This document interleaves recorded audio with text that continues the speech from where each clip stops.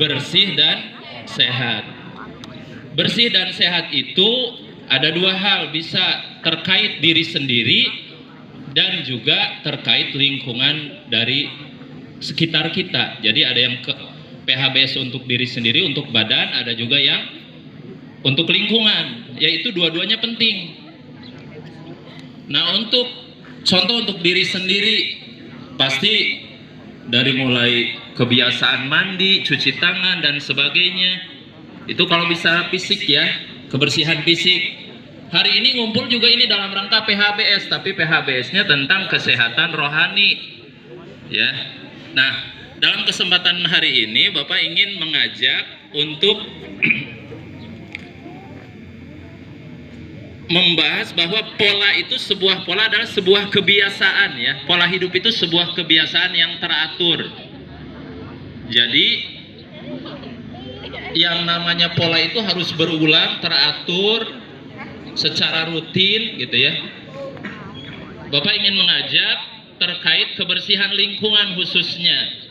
Jadi di beberapa kesempatan Bapak selalu ngontrol ke tiap kelas untuk mengecek kebersihan kelas. Terima kasih untuk sebagian besar kelas yang sudah aktif piketnya, tetapi itu baru di sekitaran kelas ya. Mohon ditingkatkan ke bagian belakang kelas, ke samping kelas, saluran-saluran dan sebagainya. Jadi target sekolah, karena sudah sekolah normal sekarang, ingin bagaimana kebersihan itu bukan karena kamu bebersih karena ada jadwalnya, karena terpaksa ya, tetapi itu harus sebuah jadi pola. Tadi namanya juga pola hidup bersih dan sehat. Artinya puncak tertingginya nanti kalian, contoh sederhana gini, ketika habis jajan kamu pesan minuman, kemudian harusnya dibuang ke tong sampah ya, tapi ternyata tong sampah tidak ada. Nah, kamu akan membuang sembarangan itu, dalam hati akan, aduh jangan sembarangan, jangan. Bahkan orang yang sudah ke tahap itu, sudah berbudaya bersih, ketika pegang sampah nggak ada tong, paling dipesakan heula atau dipegang heula terus nyari sampai tempat sampah ketemu. Itu harapan akhirnya sampai seperti itu ya. Jadi hari ini atau minggu-minggu ini sekolah sering terus mengontrol kebersihan, dan ada beberapa yang belum bersih seperti dihukum untuk segera bebersih. Itu semata-mata bukan tujuan akhirnya bentuk hukuman itu ya, untuk bebersih dan sebagainya. Itu adalah sebuah pola untuk membiasakan supaya kebersihan itu jadi sebuah budaya. Nah, terkait hal itu, kebetulan Bapak dengan tim kesiswaan Pak Yusuf, Pak Ustadz Ai, Pak Didi, dan ada target katanya tahun depan kita akan ikut lomba sekolah sehat. Jadi tugas Bapak merencanakan untuk kebersihan lingkungan. Setiap selesai acara yang sifatnya massal, yang pertama upacara bendera, yang kedua hari Jumat berarti yasinan seperti ini, sholat duha, yang ketiga setelah hari Sabtu senam ya, itu bubarnya kalian nanti bubar, kita bersih-bersih dulu dengan cara sebutlah operasi semut. Jadi satu orang ngambil minimal satu sampah, nyari sampah yang ada di mana, tujuannya supaya lingkungan kita tetap bersih. Ya, itu ingat, itu dalam rangka membiasakan ya, ke depannya kalian awas jangan sampai membuang sampah itu sembarangan. Itu harus sudah muncul dari hati, itu puncak tertingginya Bapak harapkan sampai situ. Kalau sekarang Bapak lihat masih banyak tuh, di situ ada sampah-sampah dan sebagainya.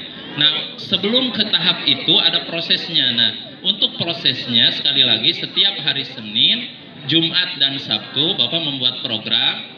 Setelah selesai kegiatan massal, balik kanan, bubar jalan, itu jangan langsung ke kelas, tapi kalian wajib mengambil sampah minimal satu syukur-syukur lebih. Jangan sampai masuk kelas tangan kosong.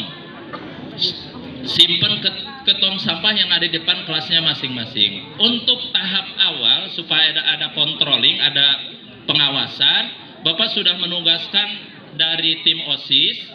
Nanti ketika bubar, timnya sudah berdiri di depan kelas, semua kelas di depan tong sampahnya. Nanti kalian bawa, muntah ayah di dia pokoknya di mana cari sampah, tapi sampahnya bentuknya dua ya. Sampah plastik atau kertas. Kalau daun-daunan biarkan aja, nanti disapu dibakar ya. Yang diambil yang bentuknya non organik, plastik atau kertas. Plastik tuh bisa botol minuman, bisa plastik putih ya, pokoknya ambil kresek dan sebagainya. Ambil minimal satu, syukur-syukur lebih ya. Ambil sampah, teng-teng, tapi ulah disimpan di sembarang kelas. Kamu bawa ke depan kelas, laporan ke petugas yang ada di situ.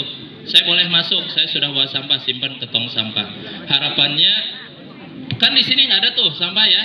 Nyari ke belakang kemana? Harapannya semua sampah yang ada di kita setiap minggunya bersih, gitu ya. Bisa dipahami? Nah, jadi Bapak mohon bantuannya untuk tim OSIS. Tim OSIS terima kasih. Tadi malam sudah nge-share jadwalnya. Nanti ada yang standby begitu mau bubar setiap Senin, Jumat atau Sabtu di depan kelas. Nanti kalian yang lainnya yang bukan petugas cari sampah, ambil simpan ke tong sampah di depan kelasnya masing-masing. Nah, bagaimana yang mau nanti harus balik lagi nyari sampah ya. Nggak boleh masuk, harus store sampah. Cari banyak, di kita masih banyak ya, berserakan di sekeliling di situ. Itu yang pertama ya, untuk Senin, Jumat atau Sabtu. Kemudian yang kedua, kemarin ini sebenarnya ini kan bagian Pak Didi, tapi sekalian saja kita sudah rapat di bagian kesiswaan oleh Pak Didi di Bandung. Ada programnya nanti, program sekolah untuk lomba kebersihan kelas ya, lomba kebersihan kelas. Jadi setiap Senin nanti akan diumumkan sekolah paling bersih dan sekolah kelas paling bersih dan kelas paling kotor untuk jenjangnya. Kelas 7 siapa, kelas 8 siapa, kelas 9 siapa. Yang paling kotor akan mendapat bendera hitam. Cirinya seminggu disimpan di depan tuh, di depan meja guru, bendera hitam. Berarti itu paling kotor. Jadi bendera hitam ada 3, bendera putih ada 3. Bendera putih untuk yang terbersih di minggu itu. Yang bendera hitam selama seminggu ada tugas tambahannya nanti. Kalian harus ada membuat piket tambahan sehari, piket fasilitas umum. Nanti ada yang kebagian di lab, ada yang kebagian di perpus, ada yang di bagian di musola, ya. Ada juga yang bersih-bersih WC. Nah, kenapa? Kan tadi PHBS, pola hidup bersih dan sehat, termasuk WC kudu bersih. Ya. Jadi silakan bersaing sehat setiap kelasnya. Syukur-syukur selalu bendera putih, tapi paling tidak hindari bendera hitam, lamun embung beberes WC dan sebagainya ya. Awas, bersih-bersih kelasnya seminggu. Jadi kan nanti ada 3 bendera hitam ya. Nanti dibagi siapa yang kebagian lab, siapa yang kebagian perpus. Yang bendera hitam harus nyusun jadwal seminggu untuk piket fasilitas umum. Fasilitas umum itu bukan kelas, berarti selain kelas ya, gitu. Dan itu Senin berikutnya diumumkan lagi yang kembali tadinya hitam, juara bertahan hitam nih, kembali hitam lagi, wayahna beberes deui. Makanya sok, kan udah ada pengurus kelasnya ya, KM dan sebagainya. Ayo bagaimana caranya ya, kalau perlu misalkan koordinasi dengan wali kelas ya, misalkan ini ada mau sedikit dipoles pengecatan, boleh kalau ini mah, tapi itu mah nanti belakangan. Yang penting bagian lantai, kaca dan sebagainya ya. Biasanya bendera putih dan hitam indikatornya dari kebersihan dan dari jumlah alfa biasanya ya Pak Yusuf ya. Jadi selain kebersihan kelas, jumlah alfa juga mempengaruhi penilaian, ada unsurnya. Jadi kalau di kelas yang alfanya banyak, pasti nilainya akan turun. Jadi selain kebersihan juga angka kehadiran untuk diperbaiki. Nah itu semua 2 tadi. Yang pertama program operasi semut setelah kegiatan massal yang Senin, Jumat atau Sabtu.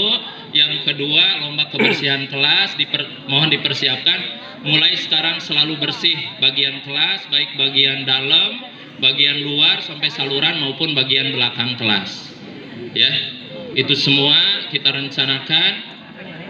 Sebenarnya bukan tujuan utama, bukan karena kita mau lomba ya, tapi itu karena sebuah kebutuhan. Kebersihan itu sebuah kebutuhan untuk kenyamanan kita supaya belajar juga enak, nyaman, dan sehat ya. Itu saja yang bisa diinformasikan untuk hal kebersihan. Terima kasih sekali lagi waktunya kepada tim keagamaan. Kurang lebihnya mohon maaf. Assalamualaikum warahmatullahi wabarakatuh. Waalaikumsalam.